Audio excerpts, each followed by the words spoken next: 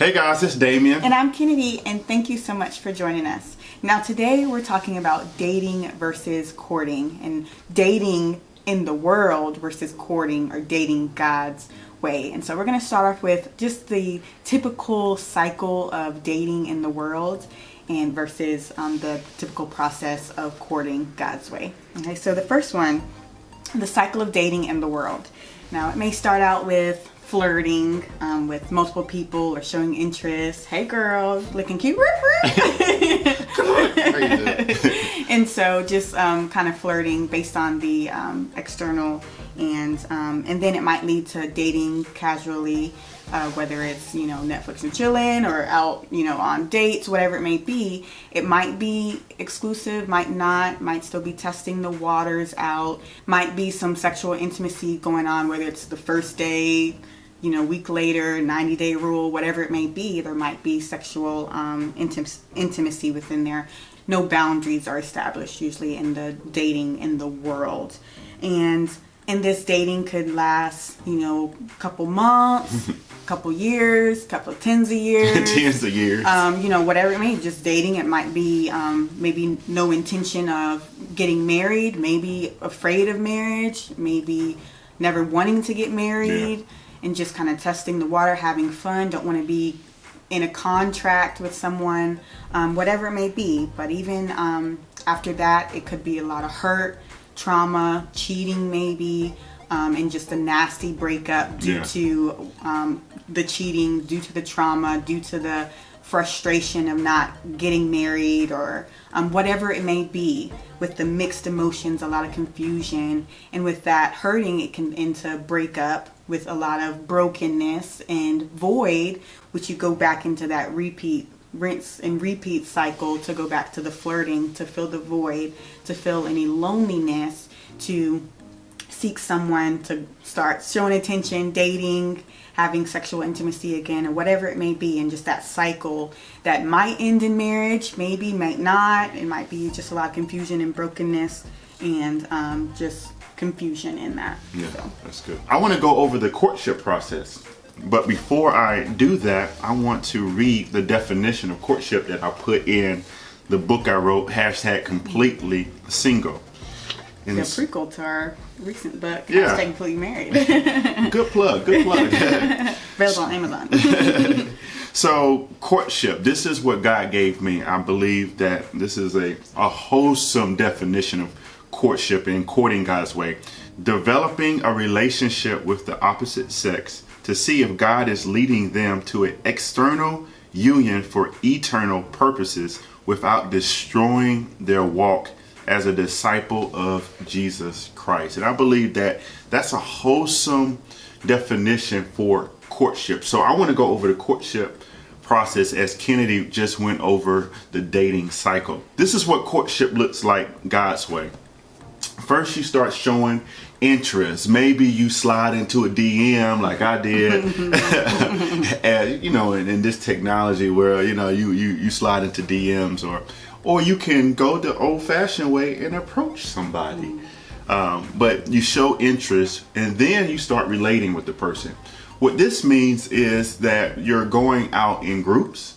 You're going out and serving together, maybe mission projects around the city. But this is that relating, and you're trying to get to know the person and see if there's any chemistry there. Then you start establishing intention. And I think Kenady told me she really liked this about myself, is when we was on the phone, I had shared my intentions with her. I am focusing on next pursuing a relationship with you. So this is next is establishing an actual relationship with the person. And when relationships are established, boundaries are established as well.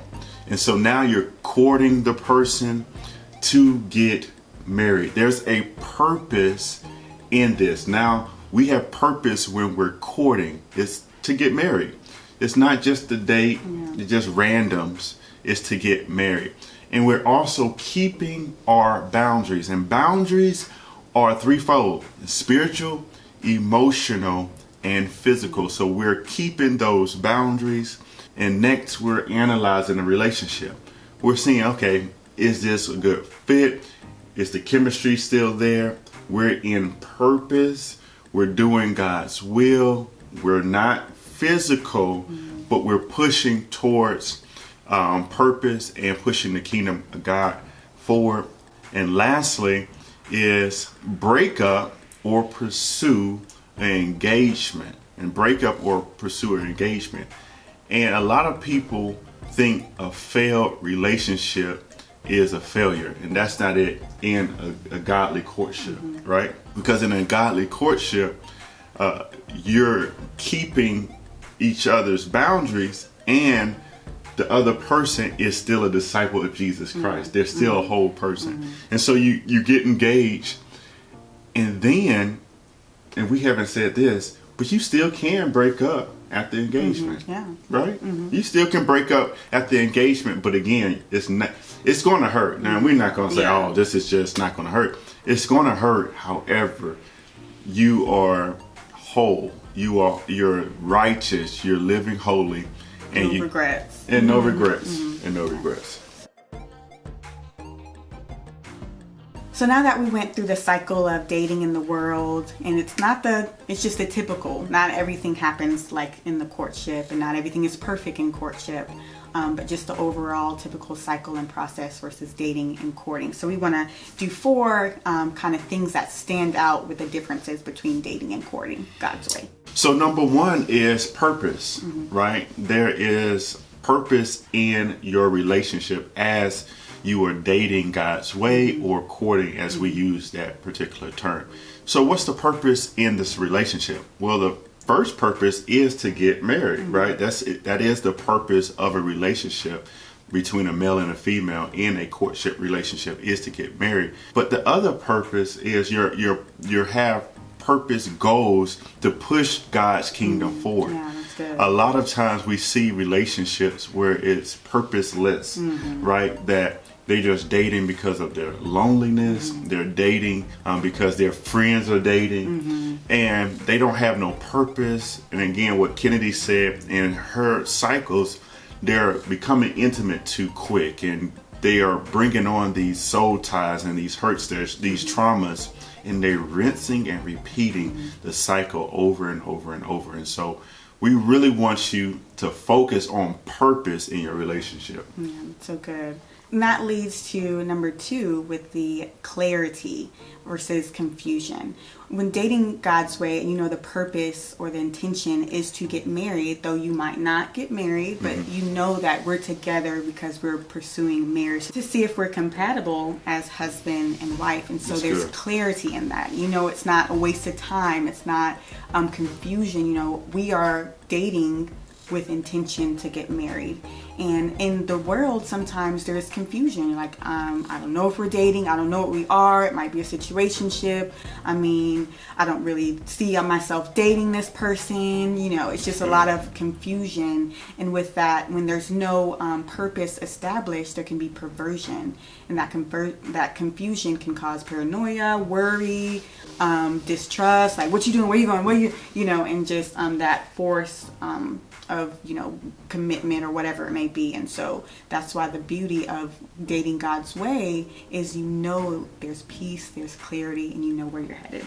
So number 3 is submission. We've seen these people and these couples all the time where they're not submitted to God and His laws and His commandments. They're just submitted to their own fleshly desires. They don't want anybody involved in their business. No, we don't want people in our business at all. And they don't invite people in like Jesus. Our example is always Jesus. He invited people in His community, right? He invited the disciples. He invited even women into His community. In relationships, we need to invite people into our community, especially in godly relationships or courtships. And so we're submitted to God. We're submitted to His laws, but we're also submitted to people that God has placed in our community so we can ask for wisdom. We need wisdom, guys. We say this all the time. We do better when other people are watching. We don't want to be like the world and the couples of the world who don't invite people into their lives and they fall into scandalon, which is a word in the Bible, or traps, right? We don't want to fall into traps. We want to invite people into our lives in community and keep each other accountable. And that's what we say in our newest book, #Completely Married. The accountability chapter is chapter 1, and it's just so in depth. It's so good, that submission and courtship. That's a huge key difference between dating in the world and dating God's way. So the last one is just exclusivity. And so in courtship, you see a man and a woman that is committed to each other and say there's no one else. There's no plan B. Like we mentioned in our book, we have a chapter on no plan B.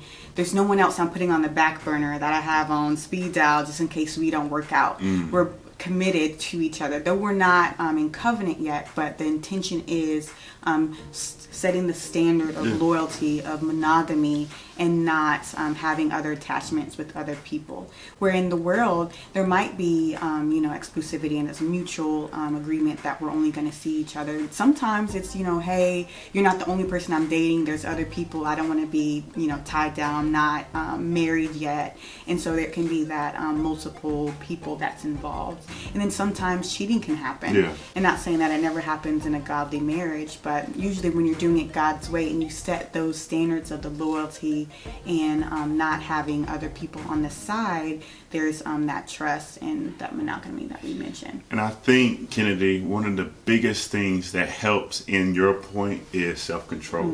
Again, if you're practicing that can lead into a marriage of self-control. And so again, like sometimes we do have people come into our relationships and there's abuse that happens, and even cheating in godly relationships. We hear this too. It's not perfect. But, it's not perfect, but there is that level of self-control that you're trying to build that muscle in. And so thank you so much for that. Again, we do have a video from the Ordered series that talks about the stages of relationships. So go check that out. And also please like, share, and subscribe to our YouTube channel. And follow us on Instagram at Damien and Kenady. That's Damien and Kenady spelled out. You can also visit our website at damienandkenady.com to find out the latest of what's going on with us. Again, my name is Damien Nash. And I'm Kenady Nash. And we'll see you next time. Bye.